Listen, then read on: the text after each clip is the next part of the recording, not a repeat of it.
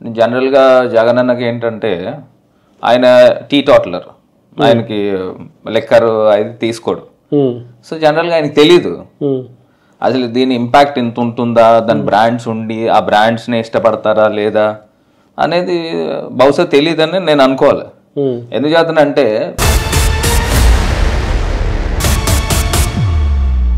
జగన్మోహన్ రెడ్డి గారికి తాగడం అలవాటు లేకపోవడం వల్లనే మద్యం బ్రాండ్ల విషయంలో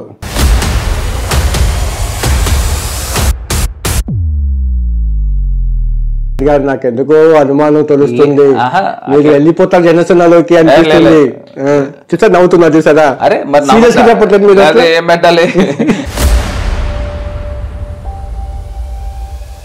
ఇప్పుడు మీరు ఇలా కాలు మీద కాలు వేసుకున్నారు కదా, పొగురు మీకు అంటే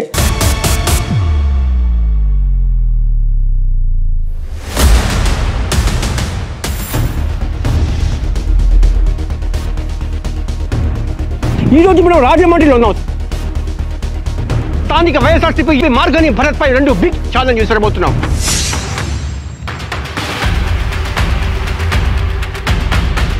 ఛాలెంజ్ నెంబర్ 1, తన ఓటమికి గల కారణం తానే తెలుసుకోవాలి, అది కూడా మా సమక్షంలోనే. ఇన్ని సీట్లు కూటమికి రావడానికి కారణం ఏమై ఉంటుంది అంటారు? అందరినీ అసభ్యంగా మాట్లాడడం, తిట్టుకోవడం. సో పీపుల్కి నమ్మకం పోయింది. ఆ రోడ్లు కూడా వైఫల్యం సార్, చాలా దారుణంగా చేసే పరిపాలన. రోడ్లు బాగుపోవడం అండి ప్రజల్ని చాలా విధాలుగా ఇబ్బంది పెట్టేశారు. ప్రతి దాంట్లోనూ వాళ్ళు ఉన్నాను అనిపించుకున్నారు, దానివల్ల ఓడిపోయారు అనుకుంటున్నారు. వెల్ఫేర్ ఒకటే చూసారు తప్ప మిగతా ఏం పట్టించుకోలేదు. ఎక్కడ ఏ సెంటర్కి వెళ్ళి భర్త గారు కనబడుతున్నారండి మాకు. ఏ సెంటర్కి వెళ్ళాను ఆయన ఎంత అభివృద్ధి చేశారండి.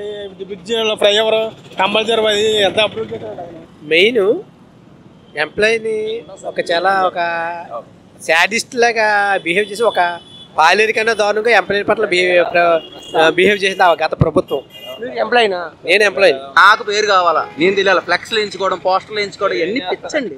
ఒక మానసిక రుగ్మతతో బాధపడుతున్నారు అందరూ. నేను అదే అండి, నేనే నియంత్రిత్వం, నేనే గొప్పడిని, మేమే చేసాం.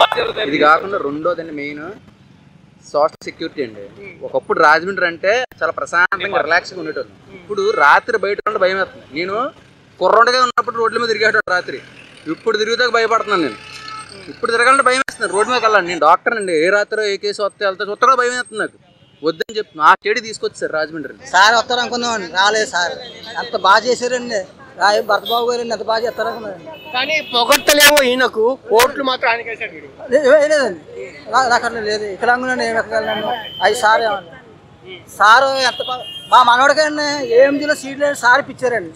డబ్బులు లేకుండా తీసుకెళ్ళి ఆ సార్ కన్నా నీళ్ళు బతకాలండి. సార్ ప్రభుత్వం పాలన ఏం బాగుంది చెప్పండి? రోడ్లు ఉన్నాయా, అభివృద్ధి ఉందా, ఏముంది? మన రాజధాని పూర్తయిందా, లేకుంటే పోలవరం ప్రాజెక్ట్ని ఎంతవరకు చేసుకొచ్చారు? ఏమీ పాలన బాగాలేదు, మారారు. వర్క్ మాత్రం రాజమండ్రిలో భరత్ గారు బాగానే చేశారు సార్, అది మాత్రం 100% కరెక్ట్.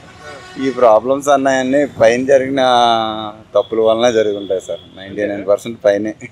మార్గని భరత్తో ఇంటర్వ్యూ చేసే ముందు ఒక 2 విషయాలు స్పష్టం చేయదలుచుకున్నా. మార్గని భరత్ ఓటర్ల దగ్గరికి వెళ్ళి ఎందుకు ఈ ఆపరేషన్ చేశామంటే 2 విషయాలు. ఒకటి, కొత్త ప్రభుత్వము పాత ప్రభుత్వం చేసిన తప్పులు చెయ్యకూడదు అని చెప్పి ఒక కనువిప్పుగా ఈ అభిప్రాయాన్ని సేకరించడం జరిగింది. రెండో అంశము, వైఎస్ఆర్సీపీ కూడా ఎక్కడ తమ తప్పులు చేశామో తెలుసుకోవడానికి ఇది ఒక అవకాశం. అయితే గత ప్రభుత్వము ఏం మంచి చేయలేదా అంటే మంచి చేసింది కాబట్టే 40% ఓటు షేర్ వచ్చింది. 1,32,00,000 మంది ఓటు వేశారు. ఈ ప్రజాభిప్రాయ సేకరణ అధికార పక్షానికి ప్రతిపక్షానికి ఇద్దరికీ బాగా కలిసి వస్తుంది. ఒకసారి ఇంటర్వ్యూలోకి వెళ్ళే ముందు మా టీం వర్క్ మీకు నచ్చితే ప్లీజ్ సబ్స్క్రైబ్ ఇట్లు మీ జాఫర్. చాలామంది సబ్స్క్రైబ్ చేయకుండానే చూసేస్తున్నారు, దానివల్ల మన వీడియోస్ చాలా వరకు మీకు పూర్తి స్థాయిలో రీచ్ కావట్లేదు. సబ్స్క్రైబ్ చేసి పక్కన ఉండే బెల్ ఐకాన్ని కూడా ప్రెస్ చేయడం మర్చిపోవద్దు ప్లీజ్. ఇప్పుడు ఇంటర్వ్యూ మొదలు పెడతాం. నమస్తే, నేను మీ జాఫర్. మార్గని భరత్ గారి ముందు కూర్చుని ఉన్నాము. నమస్తే భరత్ గారు. నమస్తే అండి. భరత్ గారు, ఈ ఇంటర్వ్యూలో 100% నిజాలు మాట్లాడదామా? 80, 60, 50? నిజాలు మాట్లాడుతున్నామండి. 80, 60 ఎందుకు, 100 మాట్లాడదాం. మనసిప్పి మాట్లాడాలి. ఈరోజు మార్నింగ్ మీరు నేను జనాల్లోకి వెళ్ళి ఎందుకు స్టేట్లో వైసీపీ ఓడిపోయిందని చెప్పి అభిప్రాయం సేకరించాం. ఒక్కొక్కరు ఒక్కొక్క రకాల అభిప్రాయం చెప్పారు.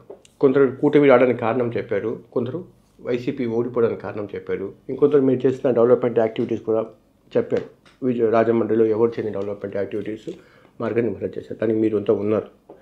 ఈ మొత్తం ఆ అభిప్రాయం తెలుసుకున్న తర్వాత ఏమనిపిస్తుంది మీకు?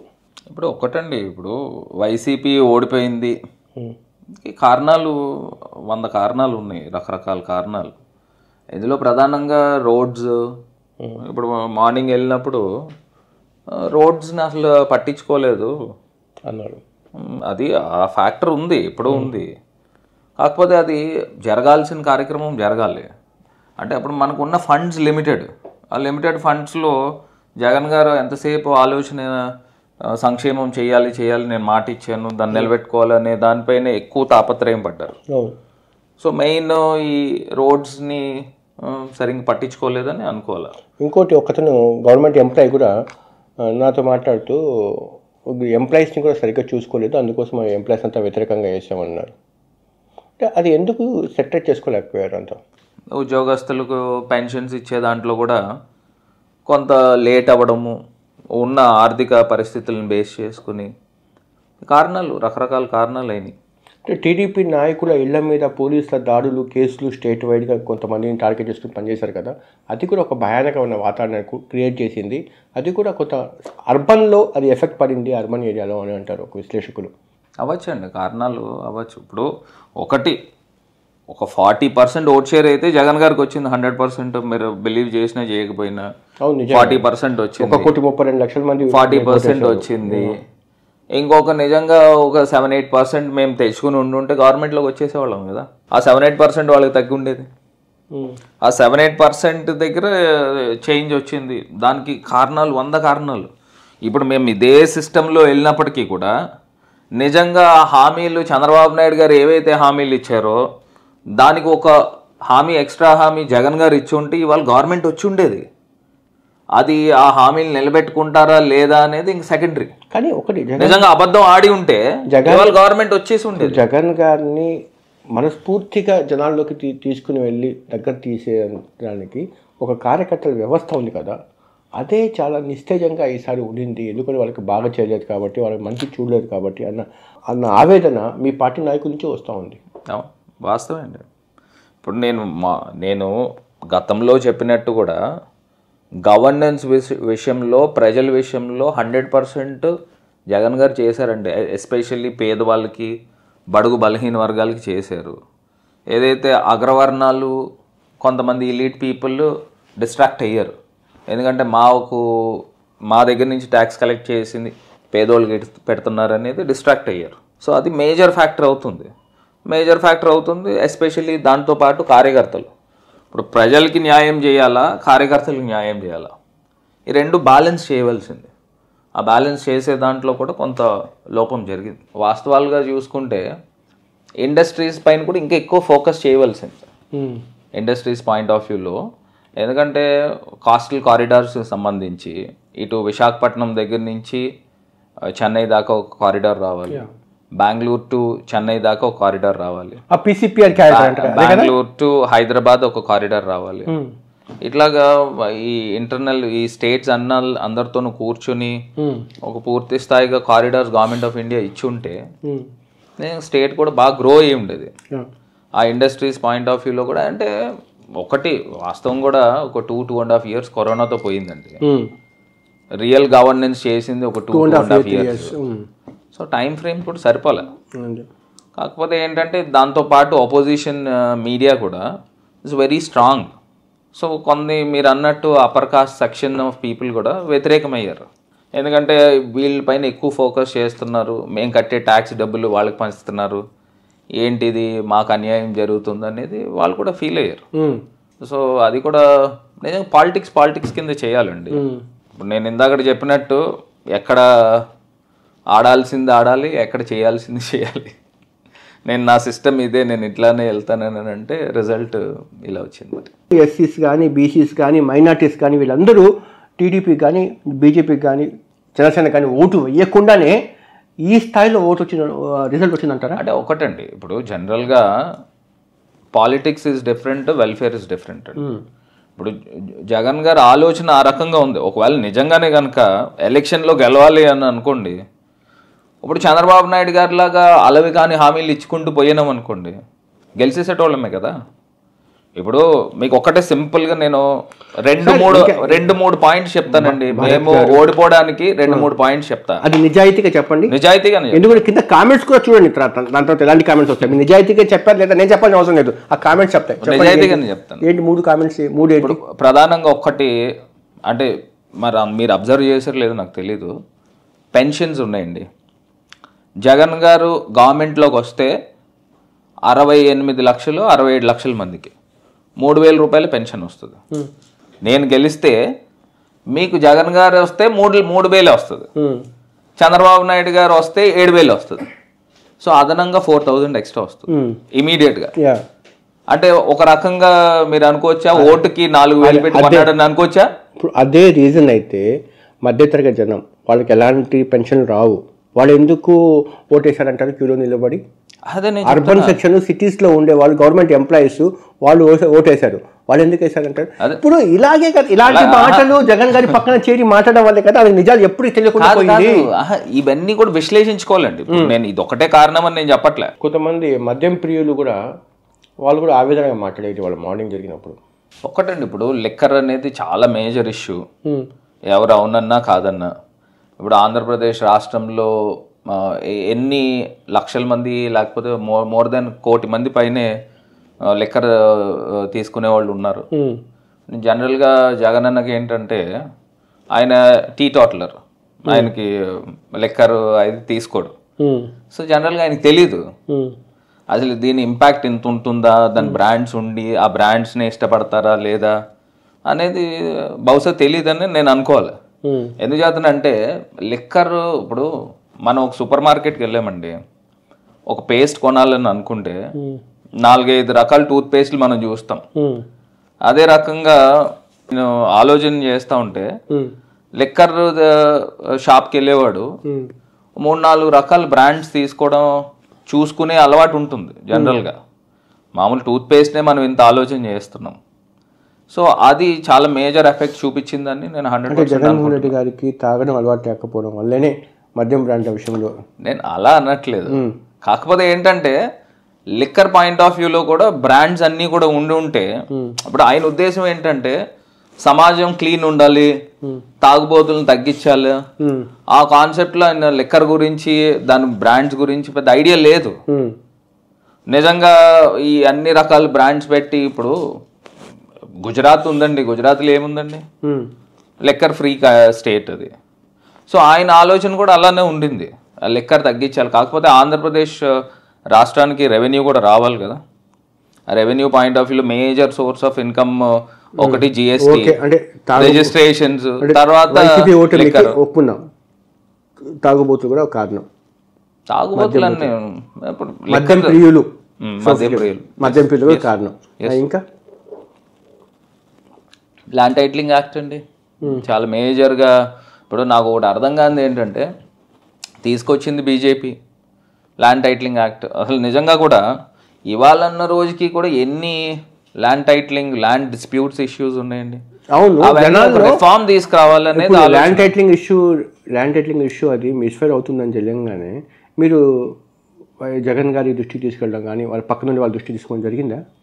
చెప్పామండి, సార్ దృష్టిలో కూడా చెప్పాం, జగన్ గారి దృష్టిలో. ఆయన ఏమనుకుంటున్నాడంటే ఇప్పుడు ల్యాండ్ ఇప్పుడు మీరు తీసుకొచ్చి ఏదో ఒక ల్యాండ్ చూపించి రిజిస్ట్రేషన్ చేయాలంటే రిజిస్ట్రేషన్ ఆఫీస్కి డబ్బులు వస్తాయి కాబట్టి చేస్తారు. ఇలా డిస్ప్యూట్స్ అన్ని మనం క్లియర్ చేస్తున్నాం కదా, ఇందులో తప్పేముంది అనే ఆలోచనలో జగన్ గారు ఉన్నారు. ఇప్పుడు ఒకటండి, రిఫార్మ్స్ అనేది జనరల్గా జనాలకి ఎక్కదండి. నిజంగా మేము కూడా పొలిటికల్గా ఆలోచన చేసి ఉంటే అది అప్పుడు క్యాన్సిల్ చేసుకోవాల్సిందే. నా ప్రైవేట్ ల్యాండ్ మీద జగన్మోహన్ రెడ్డి గారి ఫోటో ఏంటి అండి, అక్కడే కదా జనాలకు రిటాలియేషన్ వచ్చింది, అప్పుడే కదా అపోహలకు కారణమైంది. మీ భూములు జగన్మోహన్ రెడ్డి గారు తీసుకుంటారు అనేది వాస్తవమా అవాస్తవం పక్కన పెడితే ఆ ఆరోపణలకు దానికి ఊతం వచ్చేలాగా ఆ ఫోటో పెట్టారు. జనరల్గా పాస్బుక్ల పైన ఎక్కడైనా చీఫ్ మినిస్టర్ ఫోటో ఇవన్నీ కామనేనండి జనరల్గా. అది ప్రభుత్వం ఇచ్చిన భూములకు అది కామన్ గా ఉంటుంది, పేదలకు ఇచ్చే భూములు. ప్రైవేట్ ల్యాండ్స్ లో ఎందుకు ఉంటుందండి? మరి అది నిజంగా మరి అది కూడా చాలా మైనస్ అయిందని నేను అనుకోవాలా. మరి ఆ అధికారులు మరి ఏ రకమైన డైరెక్షన్ ఇచ్చారో లేదో మనకి తెలియదు, కానీ అసలు ఆ మిస్టేక్ ఎక్కడ జరిగింది అనేది ఇవన్నీ కూడా పోస్ట్ మార్టం చేసుకోవాలి. కాకపోతే నేనైతే ఒక్కటి చెప్తాను జాఫర్ అన్న, చంద్రబాబు నాయుడు గారు అలవి కాని హామీలు కుర్చీ గురించి రకరకాల హామీలు ఇచ్చి ఎక్కారు. మీరు మహాభారతంలో చూసినట్టయితే ధర్మరాజు అంతటి వాడే అబద్ధం ఆడాల్సి వచ్చింది. ఏమని అబద్ధం ఆడారు? అశ్వత్థామ హతహ, లాస్ట్లో కుంజరహ అని చెప్పి కుంజరహ అన్నాడు. అవును, మరి అది కూడా నిజంగా మరి ఇవాళ ఉన్న ప్రస్తుత రాజకీయాల్లో నేను చెప్పేది ద్వాపర యుగంలో, ఇప్పుడు మనం కలియుగంలో ఉన్నాం. నేను ఇదే చేస్తాను, ఇదే చెప్తాను, నేను చెప్పిందే చేస్తాను అనే భావజాలంలో మరి జగన్ గారు ఉండిపోయారు. కల్కి సినిమా చూసినట్టున్నాడు బాగా. చూడాలి. అవును, నిజం చెప్పండి భరత్ గారు, మీరేదో జనసేన పార్టీలో చేరబోతున్నారని అంటారు, నిజమేనా? ఏం అవసరం అండి, అసలు పార్టీ మారాల్సిన అవసరమే ఉంది. నేను లాస్ట్ టైం మొన్న ప్రెస్ మీట్లో కూడా చెప్పా, ఇప్పుడు జగన్ అన్న నన్ను తీసుకుని వచ్చి ఎంపీని చేశాడు. అసలు ఇప్పుడు కష్టకాలంలో రియల్ పర్సన్స్ ఎవరు, అన్రియల్ ఎవరు అనేది ఇప్పుడే తెలుస్తుంది. ఈ మధ్య జగన్ మన పవన్ కళ్యాణ్ గారికి గుడి కట్టాలి టీడీపీ వాళ్ళు అని చెప్పడము, ఈ మధ్య షర్ట్లు కూడా మీరు పవన్ కళ్యాణ్ గారు వేసిన షర్ట్సే వేస్తున్నారు. ఈ షర్ట్ కూడా పవన్ కళ్యాణ్ గారు రాజమండ్రి జైలుకి వచ్చినప్పుడు ఇది వేసినట్టున్నారు. ఇంకా ఆయన ఇచ్చిన షర్ట్ ఇచ్చాడు, నేను వేసుకున్నాను అని చెప్పలే. ఎంతైనా పవన్ కళ్యాణ్ అంటే ఇష్టం మీకు కదా. ఇప్పుడు ఒకటండి, మీరు ఏదైతే అంశం చెప్తున్నారో నేను ఇప్పటికి కూడా నేను స్టిక్ ఆన్ అయ్యి ఉంటాను. పవన్ కళ్యాణ్ గారు అనే వ్యక్తి లేకపోతే తెలుగుదేశం పార్టీ అధికారంలోకి వచ్చేదా? First point number 1. మీరు యాజ్ ఎ సీనియర్ జర్నలిస్ట్గా మీరు చెప్పండి. మీరు ఇంకొకరికి చెప్పండి, పవన్ కళ్యాణ్ అనే వ్యక్తి లేకపోతే వైసీపీ ఓడి ఉండదా? ఇప్పుడు నేను ఒకటి చెప్తున్నానండి, ఇప్పుడు సార్ పవన్ కళ్యాణ్ గారి యుగోని కెలికింది మీ వైఎస్ఆర్సీపీ నాయకులే కదా, అవునా కదా? అది తప్పు కదా? అంటే ఒక్కటండి, ఇప్పుడు విమర్శలు ప్రతి విమర్శలు అనేది రాజకీయాల్లో జరుగుతూ ఉంటుంది. అది మీరు ఈగో తీసుకుంటారా లేకపోతే ఇంకోటి తీసుకుంటారా, అది ఎవరి ఆలోచన వాళ్ళది. కాకపోతే ఒక్కటి నేను చెప్పాల్సిన అంశం ఏంటంటే, పొలిటికల్గా మాది 40%, ఇంత వర్స్ట్ కేసులో కూడా 40% ఓట్ షేర్ వచ్చింది. నిజంగా పవన్ కళ్యాణ్ గారు ఇండివిజువల్గా పోటీ చేసి ఉంటే ఆయన కనీసం 13-14% ఓట్ షేర్ వచ్చి ఉండేది కదా. తెలుగుదేశంకి ఎంత ఓట్ షేర్ వచ్చి ఉండేదండి, బీజేపీకి ఎంత ఓట్ షేర్ వచ్చి ఉండేది. సో న్యాచురల్గా government is not that easy for Telugu Desam party అండి. ఏదైనా ఇంటర్నల్గా డిస్కషన్స్ ఉందండి, పవన్ కళ్యాణ్ మీద పోకుండా ఉంటే బాగుండేది ఆ టైంలో అనేది? ఏది వాళ్ళతోనా అంటే ఒక్క వంటి కాలం మీద వెళ్ళేవాళ్ళు కదా పవన్ కళ్యాణ్ వ్యక్తిగతంగా టార్గెట్ చేస్తూ, అది జరగకుండా ఉంటే బాగుంటుంది అనేది. ఒకసారి మీరు ఇంటర్వ్యూ మొదలు పెట్టే ముందు 100% నిజాలు మాట్లాడుతూ ఉంటారు. అవును, మీకు అనిపిస్తుందా 100% నిజాలు మాట్లాడుతున్నాం కదా? అంటే పార్టీ లైన్ నుంచి మాట్లాడడం వేరు, నిజాలు వాస్తవాలే మాట్లాడుతున్నాను కదా. ఇప్పుడు మీరు ఏమంటున్నారు, పవన్ కళ్యాణ్ గారు ఒంటరిగా పోటీ చేసి ఉంటే కాదు కదా, పవన్ కళ్యాణ్ మీద ఒక దాడి చేయడానికి మాటలతో చేసిన ప్రయత్నము చేయకుండా ఉంటే బాగుంటుంది అనేది ఏదైనా రియలైజేషన్ ఉందా? 100%. ఇప్పుడు అంటే కొంతమంది మాట్లాడారు, నేను కూడా 2-3 ప్రెస్ మీట్స్లో కూడా నేను కూడా మాట్లాడా. ఇప్పుడు ఒకటండి, అంటే నాకు అనిపించిన అంశం ఏంటంటే, ఇప్పుడు ఎందుకు మాట్లాడామో అనిపిస్తుందా? అదే ఇప్పుడు ఒకటండి, పాలిటిక్స్లో ఉన్నప్పుడు ఇవన్నీ విమర్శలు అనేది సర్వసాధారణం. నేను ఒకటి చెప్తాను, ఆయన 2014లో పాలిటిక్స్లో వచ్చారు పవన్ కళ్యాణ్. కాదు, 2009 నుంచి ఉన్నారు ఆయన పాలిటిక్స్లో. ప్రజారాజ్యం పార్టీలో ప్రజారాజ్యం పార్టీ నేను అనేది 2014లో యూత్ వింగ్కి అప్పుడే హెడ్గా చేశారు, రథసారథిగా చేశారు. 2014లో ఆయన పార్టీ పెట్టారు. పార్టీ పెట్టిన తర్వాత నేను అప్పుడు కూడా ఉన్న పరిస్థితులకు మాట్లాడడం ఏంటంటే, ఆయన ప్రజలకి ఎంత దగ్గర ఎంత చేరువయ్యారనే పాయింట్స్లో మాట్లాడాం. ఇప్పుడు సీరియస్ పాలిటిక్స్ అని అంటే సీరియస్గా నిత్యం ప్రజల్లో ఉండాలనే పాయింట్స్లో మాట్లాడాం.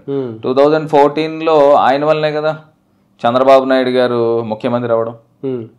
సో 19లో పని చేయలే. కానీ పవన్ కళ్యాణ్ వల్ల చంద్రబాబు నాయుడు ముఖ్యమంత్రి అయ్యాడని చెప్తున్నారు తప్ప, పవన్ కళ్యాణ్ వల్ల వైసీపీ ఓడిందని చెప్పి ఒప్పుకోట్లేదు మీరు. అంటే దానికి అర్థం అదే కదండి. ఆ పరిస్థితి కారణము ఆయన పర్సనల్ లైఫ్ ని టార్గెట్ చేస్తూ విమర్శలు చేయడం కదా. ఇప్పుడు ఒకే అంశం పైన ఓడిపోయామనే దానికి అర్థం లేదు, రకరకాల కారణాలు. ఇప్పుడు నేను ఇందాక పెన్షన్ గురించి ఎత్తుకున్నా, లిక్కర్ గురించి ఎత్తుకున్నా, ల్యాండ్ టైటిలింగ్ గురించి ఎత్తుకున్నా, ఇలా రకరకాల అంశాలు ఉన్నాయి. అందులో ఒక ఫ్యాక్టర్ పవన్ కళ్యాణ్ గారు కూడా చాలా పెద్ద ఫ్యాక్టర్ అని భావిస్తున్నాను. ఇంకేం ఫ్యాక్టర్స్ ఉన్నాయి అంటే ఇప్పుడు ప్రత్యేకించి ఈస్ట్ వెస్ట్ గోదావరి జిల్లాస్లో రెండోది ప్రధానంగా కాపు సామాజిక వర్గము ఓట్ షేర్ అంతా కూడా అక్కడ కన్సాలిడేట్ అయ్యింది. కన్సాలిడేట్ అయ్యి ఆయన పవన్ కళ్యాణ్ గారి వైపుకి వెళ్ళింది. సో అది తెలుగుదేశం వైపుకి వెళ్ళిందని అంటే వాళ్ళు అలయన్స్లో ఉన్నారు కాబట్టి వెళ్ళింది. లేకపోతే అదర్వైజ్ ఆ పరిస్థితులు ఉండేవి కదా. అంతేనా? 100%. మీకు ఎన్నికలు జరిగినప్పుడు పోలింగ్ జరగక ముందు ఎప్పుడు అర్థమైందండి ఓడిపోతాం అన్న ఫీలింగ్ కోసం? నిజంగా మాట్లాడండి. నిజంగా నేను వాస్తవం చెప్తున్నా. నేను ఎలక్షన్స్ పోలింగ్ జరుగుతున్నప్పుడు మేము స్టేషన్స్కి వెళ్ళేటోళ్ళం. అక్కడ కూడా లైన్లోంచి వచ్చి మరి ఫోటోలు దిగిన సందర్భాలు ఉన్నాయి. ఫోటోలు దిగడం వేరండి. ఎందుకండి ఇప్పుడు నాకు ఓటేస్తున్నారు అనుకో, వాళ్ళు మొక్కలు చూసి చెప్పేయచ్చు వాళ్ళు ఓటేస్తున్నాడా లేదా అనేది. అంటే జనాలు అసలు ఏం జరిగిందో తెలియని వాళ్ళు ఎవరు ఓటరు మీతో బాగుండి మీతో సెల్ఫీలు దిగి అసలు మీకు వ్యతిరేకంగా ఓటేసారు. ఇన్ని లక్షల మంది ప్రజలతో ఏం సంబంధం? ఇప్పుడు నాతో ఏం సంబంధం ఉంటుంది వాళ్ళకి? ఇప్పుడు లైన్లో నుంచుంటారు, ఓటర్ ఇంకా అంతిమ తీర్పు. అతను వచ్చి మొహం చెప్పేస్తాం మనం. ఆ లైన్లో నుంచునే వాళ్ళు అతను నాకు ఓటేస్తున్నాడా లేదా, ఆమె నాకు ఓటేస్తుందా లేదా. సమస్య వచ్చేది ఏంటంటే సిచ్యువేషన్ని రియలిస్టిక్గా అనలైజ్ చేయడంలో వైఎస్ఆర్సీపీ ఫెయిల్ అయింది, ఇంక్లూడింగ్ యువర్ సెల్ఫ్. ఇప్పుడు మీరు మాట్లాడుతున్నట్టుగా వాళ్ళు సెల్ఫీ దిగిన వాళ్ళందరూ మీరు ఓటేస్తారని చెప్పి అనుకున్నారు. మీరు సిద్ధం సభకి వచ్చిన లక్షలాది మంది వాళ్ళందరూ కలిసి నాకు ఓటేస్తారు అనుకున్నారు. ప్లస్ డబ్బులు తీసుకుంటున్న పెన్షన్ తీసుకున్న వాళ్ళు కోట్లాది మంది వాళ్ళు ఉన్నారు కదా, వాళ్ళందరూ ఓట్లేస్తారు అనుకున్నారు. అది వేరు, ఎన్నికల యుద్ధం వేరు. ఆ ఎన్నికల యుద్ధంలో ఓటుగా మెటీరియలైజ్ అవ్వడానికి చాలా ఫ్యాక్టర్స్ పనిచేస్తాయి. చాలా సెక్షన్స్ యొక్క మద్దతు అవసరము, అన్ని సెక్షన్స్ మద్దతు అవసరం కాబట్టి మనం ఇంకో రకంగా వ్యవహరించాలి అన్న నిజాల్ని కొంతమంది రియలైజ్ అయ్యారు వైఎస్ఆర్సీపీ నుంచి. మీలాంటి వాళ్ళు రియలైజ్ కావట్లేదు. మళ్ళీ నాలాంటి వాళ్ళు అంటారు. చెప్పండి, కారణం చెప్పండి నాకు.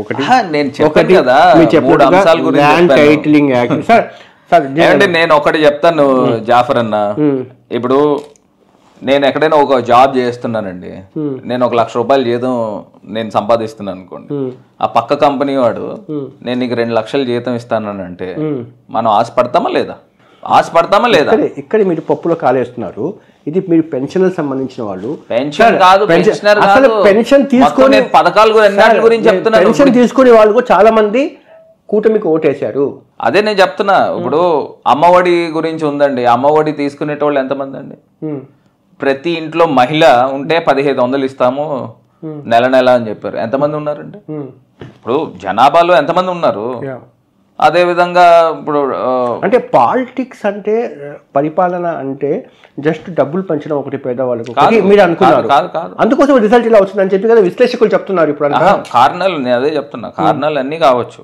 ఇప్పుడు ప్రధానంగా ఇప్పుడు మనం తీసుకుంటే స్కూల్స్ ఉన్నాయండి. స్కూల్స్లో ఎన్ని మార్పులు తీసుకొని వచ్చాము అంటే ప్రజలు మార్పు కావాలని కోరుకున్నారు. ఇప్పుడు ఇదివరకు గతంలో కాంగ్రెస్ పార్టీ, తెలుగుదేశం ఉండేది, ఒక నేషనల్ పార్టీ, ఒక రీజనల్ పార్టీ. సో దాని మీద వ్యత్యాస కనబడతా ఉండేది. ఇప్పుడు 2 రీజనల్ పార్టీస్ అయిపోయినాయి. తమిళనాడు తరహా పాలిటిక్స్ వచ్చేసింది. ఇప్పుడు ఇవాళ వీళ్ళు వచ్చారు, రేపు మేము వస్తాం. ఆ రకమైన పాలిటిక్స్. మీరు 2029 ఎన్నికల తుది గడియ వరకు వైఎస్ఆర్సీపీతోనే ఉంటారా? 100% వైఎస్ఆర్సీపీతోనే ఉంటాం. నిరుద్యోగం సంబంధించిన సమస్య, అప్పర్ క్లాస్ వాళ్ళకి సంబంధించి ఏంటంటే డెవలప్మెంట్ సరిగ్గా లేదు, ఇండస్ట్రీ సరిగ్గా రాలేదు మా ఊరికి అని చెప్పి. ఇంకొంచెం పై సెక్షన్ వాళ్ళకి ఏంటంటే తన కార్ తీసుకుని వెళ్తూ ఉంటే రోడ్లు సరిగ్గా లేవు, గతుకుల్లో మాకు వెహికల్స్ అంటే ఒక్కొక్కటి ఒక సెక్షన్. వీళ్ళందరూ మీకు ఓటు వేయలేదు. 100% నేను అగ్రీ చేస్తాను. ఆ విషయం చెప్పలేదు మీరు? నేను అగ్రీ చేస్తాను. అంటే ఇప్పుడు మనం అన్ని అంశాల గురించి మాట్లాడుతూ వస్తే ఇవన్నీ కూడా ఎత్తుకుంటున్నాము. ఇప్పుడు ప్రధానంగా నేనే ఒక ఎగ్జాంపుల్ అండి. రాజమండ్రి ఉంది. మరి రాజమండ్రి నేను డెవలప్ చేసినంత రాజమండ్రిని గతంలో ఎవరు చేయలే. గతంలో 2014 వాళ్ళు ప్రభుత్వం ఉన్నారు, దానికి ముందు లేకపోతే దానికి ముందు పుష్కరాలకి డెవలప్మెంట్ అయ్యేది. ఆంధ్రప్రదేశ్ ఇష్యూస్ ఎలా ఉంటుంది? వేవ్ మీద ఉంటుంది. ఇచ్చాపురం దగ్గర నుంచి సూళ్ళూరుపేట వరకు ఒకటే వేవ్ ఉంటే ఒకటే వేవ్ 3 ఉంటుంది తప్ప కాన్స్టిట్యున్సీకి జిల్లాకి ఉండదు కదా. అంటే మీరు డెవలప్మెంట్ గురించి ఎత్తుకున్నారు కాబట్టి నేను చెప్తా ఉన్నా. అప్పటికి ఒక 3 క్రియేట్ అయిపోయింది కదా స్టేట్లో. ఒక వేవ్ అంటే అదే కదా క్రియేట్ అయింది. ఇప్పుడు 2014 నుంచి 19 దాకా చంద్రబాబు మీరు ఇక్కడ చేసిన చంద్రబాబు నాయుడు గారు ఏం చేశారండి? మీరు చేసిన డెవలప్మెంట్ అది సూళ్ళూరుపేట డెవలప్మెంట్కో లేకపోతే ఇచ్చాపురం డెవలప్మెంట్కి అది రిఫ్లెక్ట్ కాదు కదా.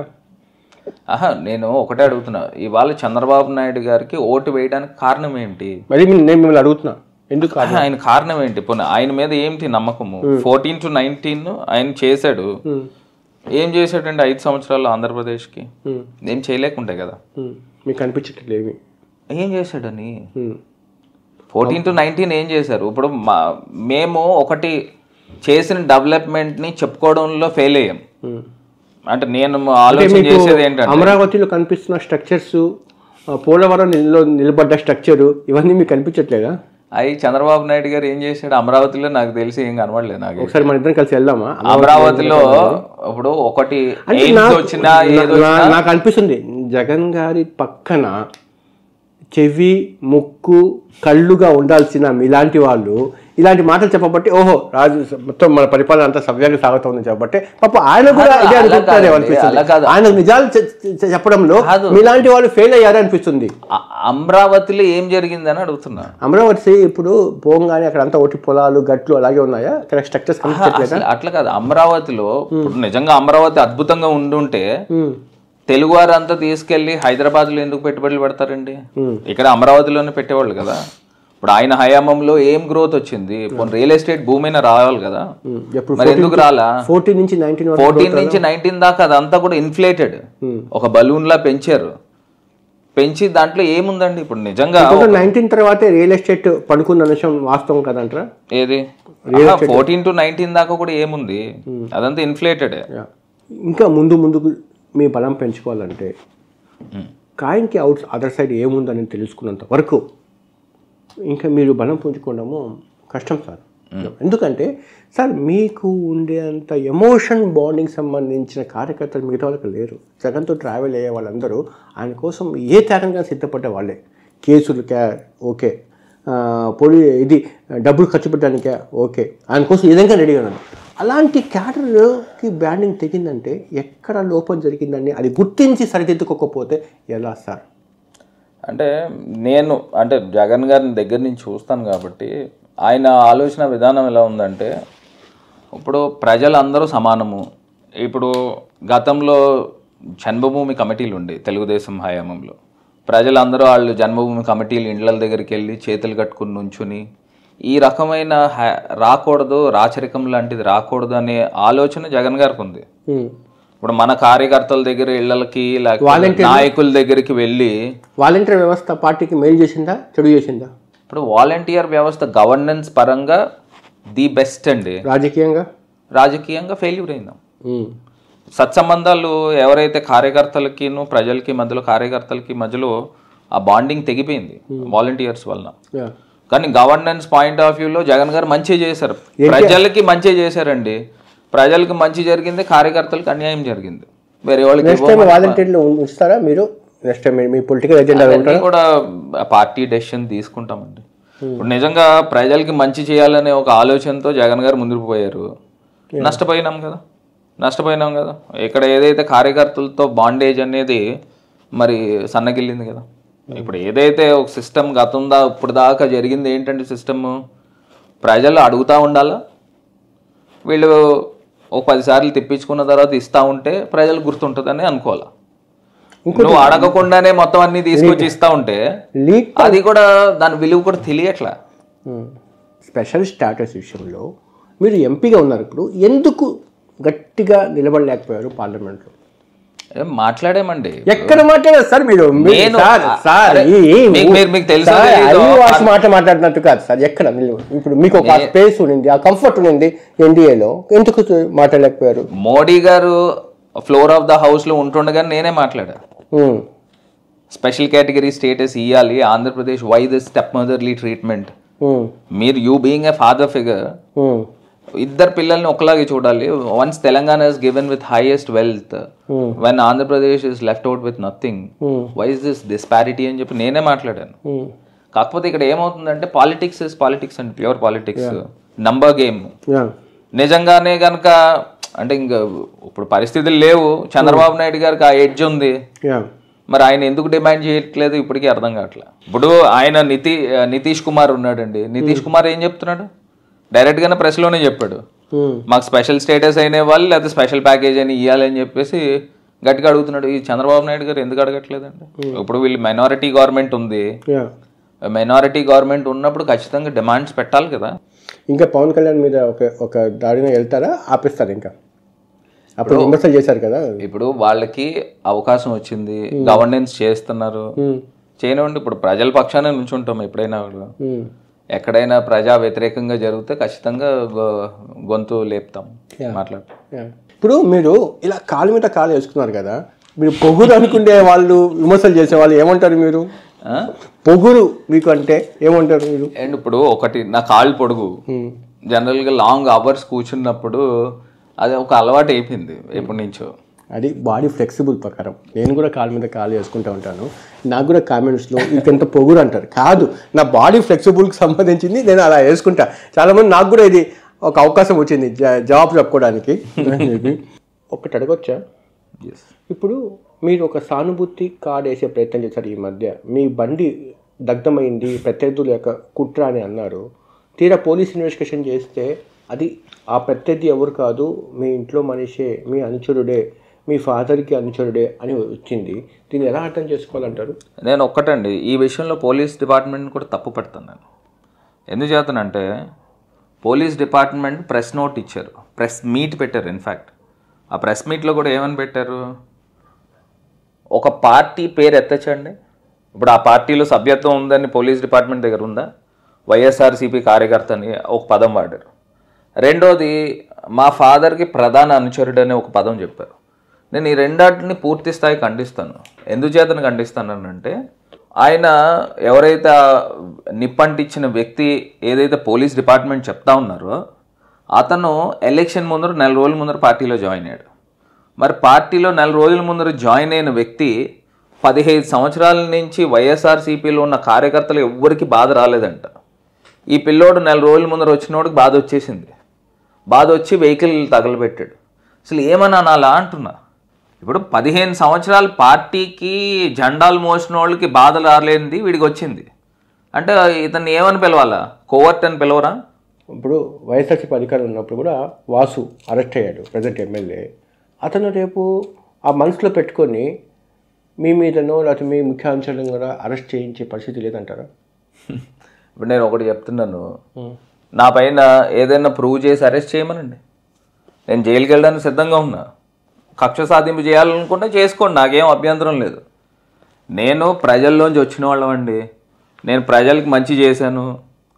కక్ష సాధింపు చేయాలంటే చేయమనండి, నాకేం అభ్యంతరం లేదు. నేను జైలుకి పంపిస్తానంటే వెళ్ళడానికి నేను రెడీగానే ఉన్నా.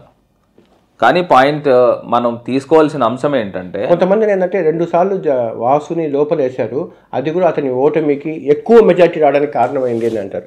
70,000 మెజార్టీ, అది కూడా రాజమండ్రిలో ఆయన గెలుస్తాడు అని అంటే, ఎందుకంటే భరత్ జనాల్లోకి వెళ్తాడు, డెవలప్మెంట్ యాక్టివిటీస్ అనేది ఫిజికల్గా కనిపిస్తూ ఉంది. అయినా కూడా అవతల వాళ్ళకి అంత హ్యూజ్ మెజార్టీ రావడానికి కారణము తరచూ ఒక 2-3 సార్లు అరెస్ట్ అవ్వడము, పోలీసులు ఆయన ఇంటి మీదకి రావడం ఒక కారణం కాదంటారా?